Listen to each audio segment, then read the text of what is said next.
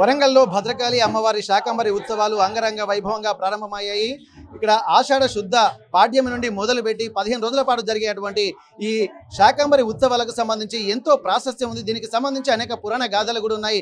అసలు శాకంబరి ఉత్సవాలు ఎలా మొదలయ్యాయి అన్నటువంటి విషయాన్ని కూడా ఎప్పటికీ అయ్యగారులు అలాగే పూజారులు చెప్తూనే ఉంటారు. ఎందుకంటే ఇక్కడ కరువు వచ్చినప్పుడు ఎట్లాంటి పరిస్థితులు ఉన్నాయి, అమ్మవారిని ఉపాసించడం వల్ల అమ్మవారి అనుగ్రహం ఏ విధంగా ఉంటుంది అనేది కూడా ఎంతో మంది తమ ప్రత్యక్ష అనుభవాలతో కూడా చెప్పినటువంటి పరిస్థితి. ప్రస్తుతానికైతే ఇక్కడ భద్రకాళి అమ్మవారి ఆలయంలోని ప్రధాన పూజారులు కూడా మనతో ఉన్నారు. ఆలయ ప్రాశస్త్యంతో పాటు ఇక్కడ అమ్మవారి శాకంబరి ఉత్సవాలకు ఉన్నటువంటి ప్రతిదీ ఎలా ఉంది, దాని యొక్క కీర్తి ప్రతిష్టలు ఎట్లా రోజు రోజుకు ముందుకు వెళ్తున్నాయి, శాకంబరి ఉత్సవాలు కూడా అంగరంగ వైభవంగా 15 రోజుల పాటు జరుగుతున్నటువంటి నేపథ్యంలో ఎట్లాంటి కార్యక్రమాలకు శ్రీకారం చుడుతున్నారు, ఆధ్యాత్మికంగా ఎట్లా ముందుకు వెళ్తున్నారు అనేది, వచ్చేటువంటి భక్తులకు ఎట్లాంటి పూజా కైంకర్యాలు చేస్తున్నారు, అమ్మవారి పూజా కైంకర్యాలతో పాటు భక్తులకు కూడా ఎట్లాంటి ఆధ్యాత్మిక అనుభూతిని పంచుతున్నారు అన్నటువంటి ఆలోచనతో అయ్యగారిని మనం కనుక్కునేటువంటి ప్రయత్నం చేద్దాం. నమస్తే అయ్యగారు. ఇప్పుడు శాకంబరి ఉత్సవాలు అంటేనే ఇక్కడ చాలా మంది ఒక బ్రహ్మాండమైనటువంటి వాతావరణం కనిపిస్తుంది. అందులో భద్రకాళి ఆలయంలోనే చాలా గొప్ప వాతావరణం అయితే కనిపిస్తుంది. గుడికి వచ్చినంత మాత్రాన్నే మనకు ఆధ్యాత్మిక అనుభూతితో పాటు అమ్మవారిని దర్శించుకున్న తర్వాత శారీరక మానసిక దుస్థితులన్నీ కూడా ఒక ఉన్నత స్థాయికి వెళ్ళేటువంటి పరిస్థితులు కనిపిస్తున్నాయని చెప్పి చాలా మంది చెప్తున్నారు వారి అనుభవాలు. ఇక్కడ మీరు ప్రత్యక్షంగా రోజు పూజలో పాల్గొంటూ ఉంటారు, పూజలు చేస్తూ ఉంటారు, అమ్మవారి సన్నిధిలోనే ఉంటున్నారు. మీ అనుభవాలు ఎట్లా ఉన్నాయి? ఈ శాకంబరి ఉత్సవాల యొక్క ప్రాశస్త్యం ఏంటి? భద్రకాళి శరణం మమ. నేను ఆలయంలో దాదాపు 30 సంవత్సరాలు, అంతకుముందు మా నాన్నగారు 30 సంవత్సరాలు చేసినారు ఆలయంలో మేము మాకోయ. అయితే అమ్మవారు భద్రం శుద్ధాత్మ విజ్ఞానం భద్రలోకానురూపం మంగళ కలయతి జనయతి భద్రకాళి. భద్రకాళి అమ్మవారు అంటేనే మనం గ్రహించాల్సింది భద్రతను, గట్టి నమ్మకాన్ని. మనకు ఆరోగ్య సమస్య వచ్చింది, దానిలో నుంచి మనల్ని బయటకు తీసుకొస్తుంది. ఆర్థిక సమస్య వచ్చింది, దానిలో నుంచి మనం బయటకు తీసుకొస్తుంది.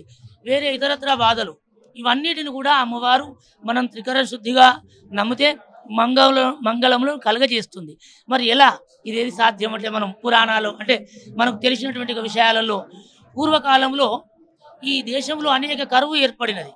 కరువు ఏర్పడినప్పుడు ఈ కరువు కాటకాలను ఎవరు తొలగజేస్తారు అని ప్రజలందరూ, మరి భగవంతుని మనం చూడలేదు, మహర్షులు వారు తపస్సు చేసి నిత్యము లోకానికి ఉపకారం కోసం మహర్షులు అనేక తపస్సులు చేసేవారు. వారిని ప్రజలు ప్రార్థించగా ప్రజలను తీసుకొని స్వయంగా ఆనాటి మహర్షులు జగన్మాతను ప్రార్థిస్తారు. అమ్మ, కరువు వస్తున్నది లోకంలో, నీవే రక్ష, వారిని కాపాడేది ప్రజలను నీవే అంటే అమ్మవారు మహర్షుల మాట ఆలకించినదై తతోహం అఖిలం లోక దేహమాత్మ సముద్భవై భరిష్యామి శురా శాఖై రావుష్టై ప్రాణధారకై. తన శరీరంలో అనేక జలములను సృష్టించి జలధారలుగా లోకాన్ని అందజేసి అనేక పంటలను పండించి వారి కరువును తీర్చి లోకాన్ని ప్రకృతిని విరగబూయించి పశుపక్షాదులన్నింటినీ కూడా రక్షించిందట. మరి భగవంతుడు మనల్ని రక్షించినాడంటే కృతజ్ఞతాభావము. మనకు కృతజ్ఞత ఉంటే, కృతజ్ఞత అంటే మరి ఎవరికి ఉండాలి? మనకు శాస్త్రం చెప్పింది కృతజ్ఞత తల్లిదండ్రులకు ఉండాలి. తల్లిదండ్రులు లేకపోతే జన్మనిచ్చే వాళ్ళం కాదు. తర్వాత గురువుకు ఉండాలి.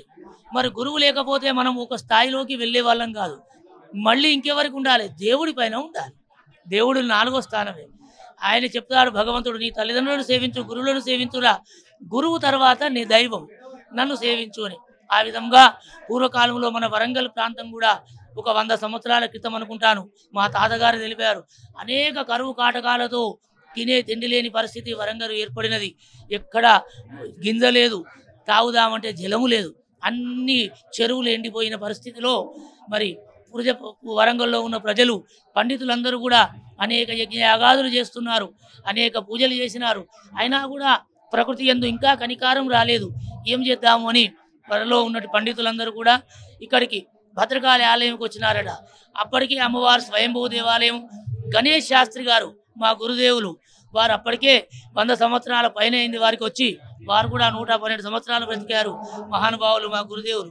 వారి దగ్గరకు వచ్చి, అయ్యా శాస్త్రి గారు అంటే నేనేం చేయగలనంటే, లేదు, మీరు మహాపండితులు, మీరు ఎన్నో శాస్త్రాలు అధ్యయనం చేసినారు కాబట్టి మీ ద్వారా జరుగుతుంది, మన వరంగలు సుభిక్షం కావాలి అనగానే ఆ సమయంలో వారు అమ్మవారిని బాగా ఆరాధన చేసినారు. భద్రకాళి తల్లి, వరంగల్ ఇలవేలుపు నువ్వు తప్ప మాకు ఎవరు తెలియదు అని అమ్మవారిని కూర్చోబెట్టి తపస్సు చేశారు. అమ్మవారిని బాగా రాత్రి మొత్తం ఆరాధన చేసేసరికి తెల్లవారి అతనికి గురువు గారికి మా గురుదేవులకు అమ్మవారు కలలో చెప్పింది, నాయన గణేష శాకాంబరిగా ఆరాధన చెయ్యి, తప్పకుండా నీకు సువృష్టి కలగజేస్తుంది అని చెప్పగానే వారు రాత్రి దేవి మహత్యములో తెలిపి శాకాంబరీం స్తువన్ జాయన్ జపన్ సంపూజయన్నమన్ అక్షయమశ్నుతే శీఘ్రమన్న బాణామృతం. శీఘ్రముగా మనకు వర్షాలు కురవాలి, కరువు తొందరగా తీరాలి. అంటే ఇప్పుడు దాహం వేస్తే ఎప్పటికో నీళ్లు దొరికితే లాభం లేదు, ఇవాళ ఆఖరి రేపటికి తీరదు. కాబట్టి శాకాంబరిగా గణేష్ శాస్త్రి గారు స్వయముగా ఆకుకూరలు కూరగాయలు తెల్లారి వరకు హారములుగా చేసి అమ్మవారిని అభిషేకించి భద్రకాళి అమ్మవారి మెడలో వేయగానే కుంభవృష్టి అయిన వర్షము మన వరంగల్లో కురిసిందట. ప్రజలందరూ ఆశ్చర్యపోయారు. ఇంత పెద్ద పండితుడు వరంగల్లో భద్రకాళి దేవాలయంలో ఉన్నాడా, వారిని మనం చూడలేదా అని ప్రజలందరూ గుర్తించి గణేష్ శాస్త్రి గారికి అభివాదం చేసి, అయ్యా ఇక మన ఇప్పటి నుంచి ఆషాఢ గణేష్ శాస్త్రి గారు చెప్తారు, నాదేముందయ్యా, ప్రజలు మీ కష్టమే అమ్మవారు విన్నది, నేను చిన్న అర్చకుని అంటే లేదు మీ ద్వారా భద్రకాళి అమ్మవారు కీర్తి లోకానికి అంతా తెలవాలి అని ప్రతి సంవత్సరము ఆషాఢ శుద్ధ పాడ్యం నుంచి పౌర్ణమి వరకు 15 రోజుల పాటు వైభవంగా ఈ యొక్క శాకాంబరి ఉత్సవాలు జరపడం. ఇవాళ అమ్మవారు చిన్న ఆలయం, శాకాంబరి వేసిన తర్వాత తెల్లారి నుంచి ఒక మనిషి గుడికి రాకపోయేది. ఎప్పుడో శ్రావణ మాసం, ఎప్పుడో దేవీ నవరాత్రుల్లోనే 10 మంది కనిపించేది.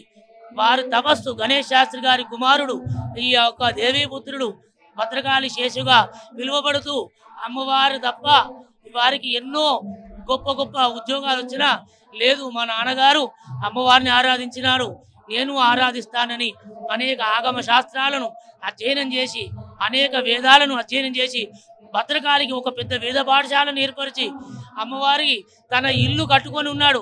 నా ఇల్లు పోయినా మంచిదే, అమ్మవారి ఆలయం బాగా అభివృద్ధి పొందాలి అని అనేక తపస్సు చేసి అనేక ప్రజలను అనేక ప్రభుత్వాలను వారిని వెంబడిబడి ఈనాడు మాడవీధులుగా అమ్మవారి చుట్టూ అనేక స్థలాన్ని ఎన్నో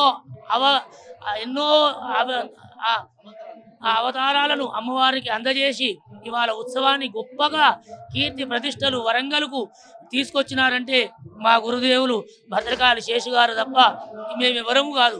వారి తపస్సు వారి తండ్రి గారి నుంచి వారికి వచ్చినది. వారే ఈనాడు ఆలయ వ్యవస్థాప ధర్మకర్తగా అసలు ఆలయమే వారు కనుక్కొని ఈ రూపాన్ని తీసుకొచ్చినారు. ఈ యొక్క అమ్మవారి యొక్క అనుగ్రహం మొత్తం వారి కుటుంబానికి ఉండాలి. వారు ఎప్పుడూ అమ్మవారి సేవ చేస్తూ పరంపరంగా ఉండాలని. వాహన సేవలు కూడా ప్రత్యేకంగా చెప్పుకోవచ్చు. ఎందుకంటే వాహన సేవలు ఒక్కొక్క వాహన సేవను దర్శించుకున్నంత మాత్రాన కూడా దాని యొక్క ప్రత్యేకత అని చెప్పారు. మరి భద్రకాళి శాకంబరి ఉత్సవాల్లో కూడా ఎట్లాంటి కార్యక్రమాలు ఆగమ శాస్త్రం ప్రకారం జరగబోతున్నాయి, పూజా కార్యక్రమాలు? అయితే ఈ వాహన సేవలు అనేటివి బ్రహ్మోత్సవాలలో దేవి నవరాత్రులలో అమ్మవారిని ఒక్కొక్క రూపంలో వస్తాయి. ఇవి గుప్త నవరాత్రులు, వారాహి నవరాత్రులు అంటారు. ఇవి అమ్మవారికి జరిగేది గోప్యంగా జరుగుతాయి. మొదటి రోజు కలశాభిషేకం కనిపిస్తుంది మీకు, లాస్ట్ శాకాంబరిగా కనిపిస్తుంది. ఇది మొత్తం కూడా మంత్రశాస్త్రంలో ఉన్నది. ఈ 15 రోజులు అమ్మవారికి వివిధ రూపాలలో శ్రీచక్ర అర్చనలు ఉంటాయి. వాహన సేవలో తాత్పర్యం అమ్మవారు బయటికి రావడం, ఇక్కడ అమ్మవారు లోపల ఉండే ఈ లోకాన్ని నడిపిస్తుంది. ఒక్కొక్క నవరాత్రికి ఒక్కొక్క ప్రత్యేకత ఉంటుంది. మాఘమాసంలో జరిగే నవరాత్రులు, శాకాంబరి నవరాత్రులు, ఇవి అమ్మవారు లోపల ఉండే ప్రపంచాన్ని నడిపిస్తుంది. బ్రహ్మోత్సవాలలో దేవి నవరాత్రుల్లో జరిగే నవరాత్రులంతా కూడా అమ్మవారు లోపల బయట అమ్మవారు మొత్తం సమస్తాన్ని నడిపిస్తుంది. శ్రీరామ నవరాత్రులు ప్రతి ఊర వసంత నవరాత్రులు అంటారు. అది ప్రతి ఊరిలో ప్రతి జిల్లాలో ప్రతి దేవాలయంలో నడిపిస్తుంది. అంటే ఇన్ని శాస్త్రాలను మా గురుదేవులు వారు ఎక్కడెక్కడ ఏ ఉత్సవాలు జరుగుతున్నాయో తెలుసుకొని అన్ని ఉత్సవాలు మన అమ్మవారికి జరగాలి, వరంగల్ బాగుండాలి, ప్రజలు బాగుండాలి, వరంగల్తో పాటు తెలంగాణతో పాటు మన రాష్ట్రము, మన దేశము, ప్రపంచము అన్నీ క్షేమంగా ఉండాలి అని ఈ ఉత్సవాల తాత్పర్యం. అన్ని ఉత్సవాలు జరుగుతున్నటువంటి నేపథ్యంలో కొత్తగా కూడా మరి ఇక్కడ తెలంగాణ సాంప్రదాయమైనటువంటి బోనం కూడా ప్రవేశపెడతామని చెప్పి కూడా అంటున్నారు. అది కూడా మరి అమ్మవారికి ఇట్లా అంటే ఈ ఉత్సవాల్లో భాగంగా చేసేటువంటి అవకాశం ఉంటుందా? దాన్ని ఏమన్నా మళ్ళీ పునరాలోచించేటువంటి అవకాశం ఉంటుందా? వాటి మీద వేరే ఇక వాళ్ళు ప్రభుత్వం వారి నిర్ణయము. మనకు జరిగే ఉత్సవాలు సంవత్సరానికి 4 ఉత్సవాలు జరుగుతాయి. ఒక బ్రహ్మోత్సవం జరుగుతుంది. ఇవి పరంపరంగా వస్తుంది. ఇప్పుడు మనం చేసే శాకాంబరి దేనికోసము? కరువు తీరాలి, మంచి వర్షాలు కురవాలి, పంటలు పండాలి. బోనాలు దేనికోసం చేస్తాము? బోనం అంటే భోజనాలు.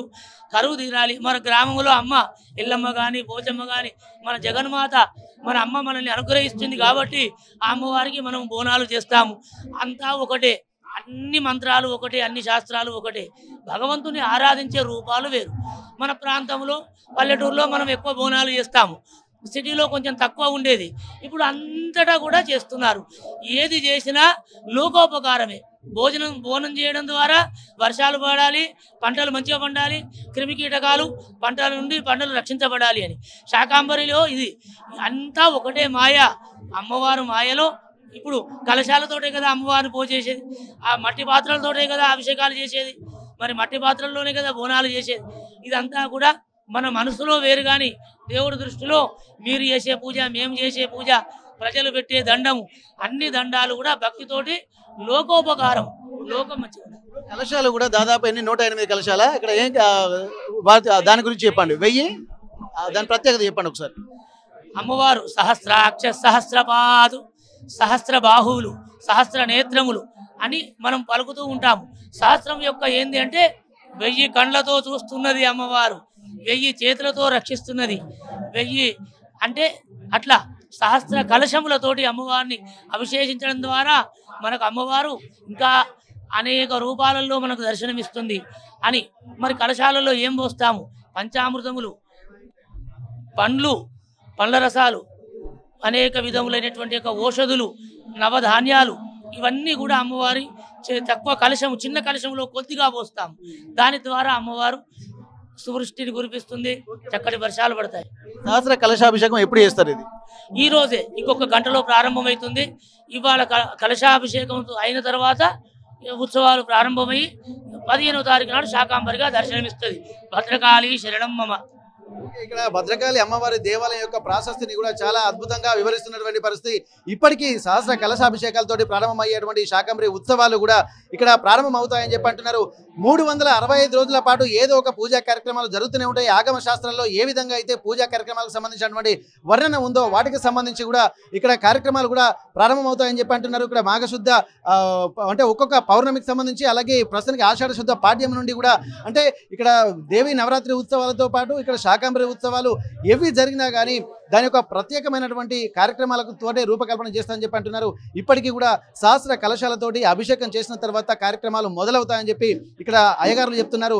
ఇప్పటి వరకు శాకంబరి ఉత్సవాల యొక్క ప్రాశస్తి కూడా దశ దిశలా వ్యాపిస్తున్నటువంటి నేపథ్యంలో కూడా వారి యొక్క మూలమైనటువంటి గణేష శాస్త్రి గారు, వారి గురుదేవులైనటువంటి వారు తీసుకున్నటువంటి కార్యక్రమాల రూపకల్పనలో భాగంగానే కరువు వచ్చినప్పుడు అమ్మవారికి యజ్ఞం చేసి ఆ యజ్ఞం యొక్క వాళ్ళని అమ్మవారిలో వేసిన తర్వాత ఆ దాన్ని దృష్టిలో పెట్టుకుని అప్పటికే ఇక్కడ కుంభవృష్టి కురిసి ఇక్కడ అనేకమైనటువంటి కరువు వెళ్లే విధంగా ఇక్కడ అప్పటి నుండే శాకంబరి ఉత్సవాలు కూడా జరిగినట్టుగా తెలుస్తుంది. వారి యొక్క పుత్రులైనటువంటి భద్రకాళి శేషు అయ్య గారు కూడా ఆచారాన్ని కొనసాగిస్తున్నారు. ఆధ్యాత్మికంగా కూడా దశ దిశల యొక్క కార్యక్రమం యొక్క విస్తరణకు సంబంధించి ప్రణాళికలు రూపొందిస్తున్నారు. ఆ తర్వాత కూడా ప్రతిరోజు జరిగేటువంటి ఈ పూజా కార్యక్రమాలు దినదిన ప్రవర్ధమానమై భద్రకాళి అమ్మవారిని ఒక కార్యక్రమాలు కూడా ప్రపంచవ్యాప్త విశ్వవ్యాప్తం అవుతున్నటువంటి పరిస్థితి. ఇప్పటికే దేశ ప్రధాని నరేంద్ర మోడీతో పాటు ఎంతో మంది దేశ ప్రముఖులు కూడా వచ్చి ఇక్కడ అమ్మవారిని దర్శించుకుంటున్నారు. విదేశాల నుంచి వచ్చినటువంటి వాళ్ళు కూడా వరంగల్కి వచ్చినటువంటి నేపథ్యంలో కాకతీయ రాజులు పూజించినటువంటి భద్రకాళి అమ్మవారిని కూడా పూజించి వారి కరుణా కటాక్ష వీక్షణాలు పొంది ఒక తన్మయత్వంతో వెళ్తున్నటువంటి పరిస్థితులు కనిపిస్తున్నాయి. ఇక్కడ భద్రకాళి శాకంబరి ఉత్సవాలు కూడా 15 రోజుల పాటు అంగరంగ వైభవంగా జరుగుతాయని చెప్పి అంటున్నారు. అంటే చుట్టుపక్కలైనటువంటి ఉత్తర తెలంగాణే కాకుండా దేశంలో ఉన్నటువంటి చాలా మంది ప్రాంతాల నుండి కూడా భక్తులు ఇక్కడికి వచ్చి అమ్మవారిని కరుణా కటాక్ష వీక్షణలు పొందాలని చెప్పి అయ్యగారు కూడా చెప్తున్నటువంటి పరిస్థితి. భద్రకాళి శాకంబరి ఉత్సవాల సందర్భంగా భద్రకాళి దేవాలయం నుండి కెమెరా పర్సన్ వంశీతో వెంకటరత్నం, RTV వరంగల్. ఇండియా పాకిస్తాన్ తాజా అప్డేట్స్ కోసం డౌన్లోడ్ చేసుకోండి RTV లైవ్ యాప్.